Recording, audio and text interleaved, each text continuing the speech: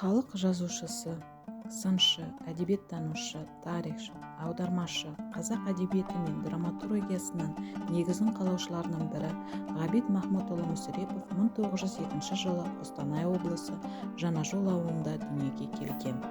Әскер тақырыбына алғаш қадам тартқан әдебиетшілердің бірі Ғабит Мүсірепов отандастарының ерліктерін мақтан тұтатын дарынды жазушы.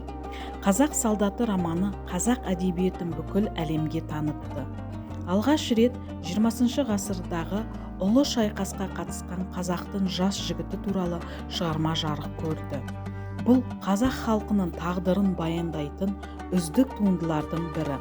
Қазақ жігітінің ұлтшылдарға қарсы қалай шайқасқанын көрсететін керемет шығарма. Ұлпан романы шығармашылықтың шыңы десек болады. Бейнелеуден бұл романға тең келер туынды жоқ. Онда қазақ әміршісінің әйелдерінің бірінің